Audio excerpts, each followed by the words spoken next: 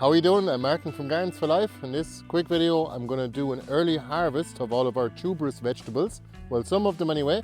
The oca, the Jerusalem artichoke, which you can see beside me here. Take a look at it.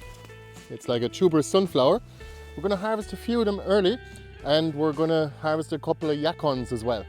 So stay tuned. Just to clarify, the best time to harvest them is actually when all of the leaves have receded completely, like when the stalks have gone dry. For example, you can see here the Jerusalem artichoke leaves are actually starting to go dry. You can see it here, and they're definitely looking a lot thinner than they were some time ago. You can see here, and once they've dried up completely and the stalks have also gone dry, all of the energy will have been gone back down to the tuber for the winter. The plants are going hibernating, they're going to sleep for the winter, and we are going to be able to harvest the tubers down below. If you'd like to know more about any of these tuberous vegetables, we made some detailed videos on planting and harvesting them as well. I'll leave some links below or at the end of this video. Now, the Jerusalem artichokes are a tuberous sunflower, and you can see the flower here again. It's usually what it looks like, and at the very end of the season you get a flower. And as the leaves recede, it doesn't have to wait for frost, it actually just knows when to finish up. And it's kind of, as the days go shorter, it'll finish. We'll try and pull up one of these and see if we can check what kind of tubers we've got.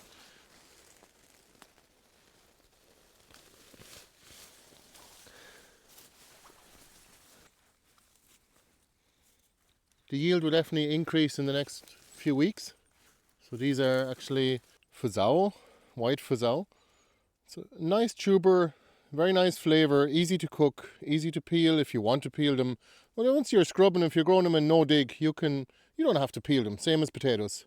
So they're very easy going, it's an easy vegetable, no natural pests at all, but just make sure that you cure them for 2 weeks before you eat them, like somewhere with sunlight, because otherwise you'll find out very quickly why they're also known as artichoke.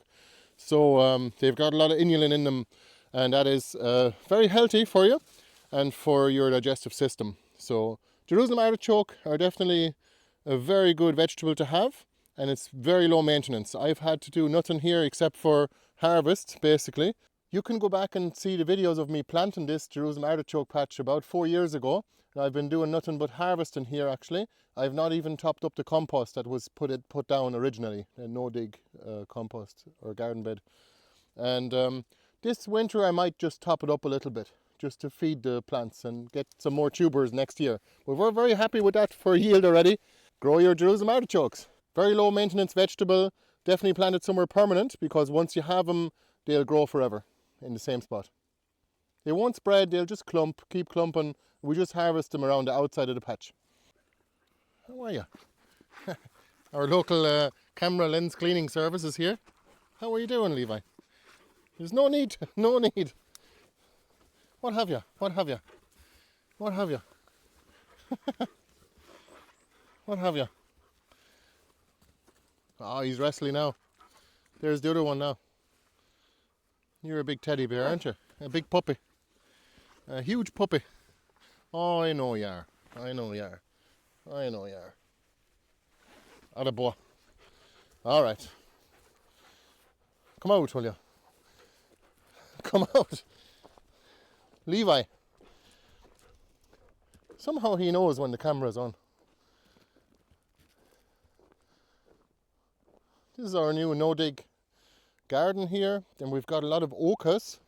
These are the ocas, and you can see they're making flowers already. There's also some varieties that have flowered earlier, and these are the yacons. So we're going to dig up a couple of them, and let's see what we're going to get in terms of yield.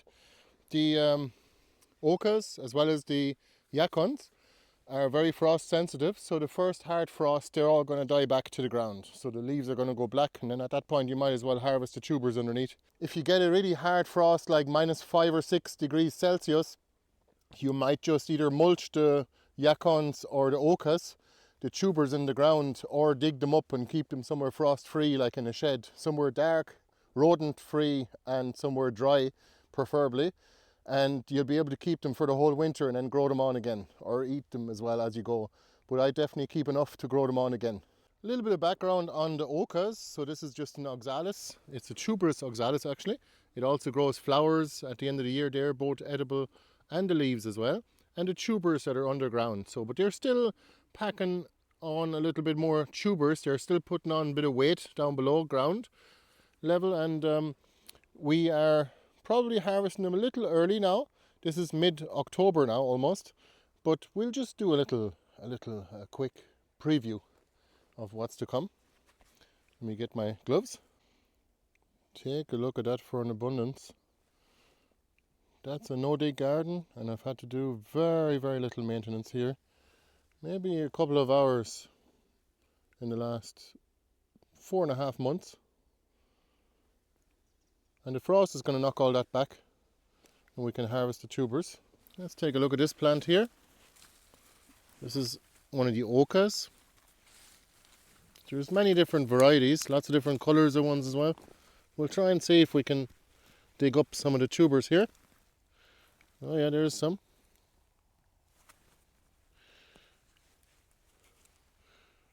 It's a nice colour. And they'll get bigger and more plentiful with time as we're coming into the winter season.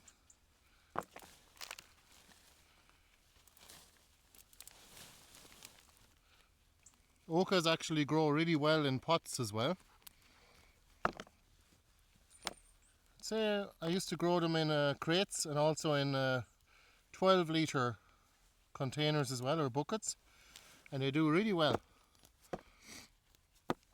You get a good yield out of them that way too. Mashua is not so good in pots, but yacons, ochas and Jerusalem artichokes do very well in pots.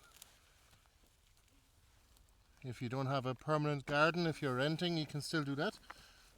Well, I'm happy with that. It's a nice little yield that we got here from the ochas. I'm expecting them to fatten up a little bit now over the coming weeks. That's usually the time now when they're receding into the ground before the winter. So this is the Pascoff variety. You can see the stems are different. It's actually a Polish variety. They have big flowers. During the day they are open. Oh, how are you doing? Why have you your sunglasses on? The sun has gone down already. I know. It looks very cool. Very good.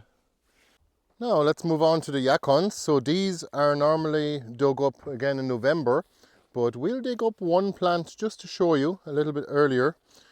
And they are normally best excavated because the tuber, the stool of tubers below, looks a bit like a dahlia actually, and it is normally absolutely huge. So we'll just give it a go. I'll see if I can pull it up. Let's see now.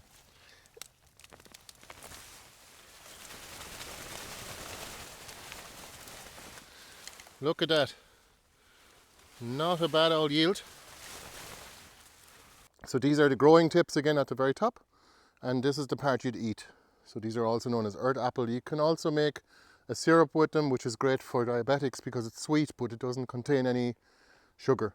Thanks for watching the video, and if you'd like to have a look at the more detailed videos on each of these vegetables, please take a look at the videos linked below or at the end of this video as well. You can also buy your starts if you'd like to start growing these kind of vegetables yourself in your own garden.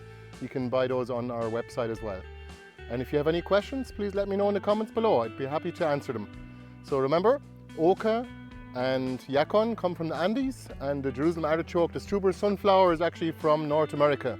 We also have other tubers that we didn't include in this video that are not ready for harvesting just yet, like the Madeira vine, the mashua, the Chinese artichoke, apios, and a number of other ones too. Anyway, we'll see you the next time. Thank you again for watching. You can support us by just giving us a thumbs up. We'd highly appreciate that. Or you can become a member either on YouTube, on our website, or on Patreon, and you get all kinds of benefits that come with that.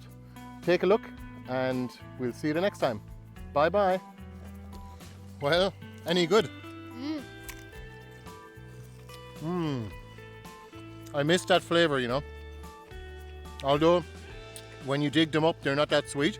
You're better off to actually cure them for a couple of days. You just leave them on a table in the greenhouse in some light. Give them some sunlight and they'll be sweeter. But they're nice like that. You prefer them straight out of the ground or cured? Straight out the ground. Alright. Patience is a virtue. If you're patient, they're sweeter. Alright, see you, bye bye.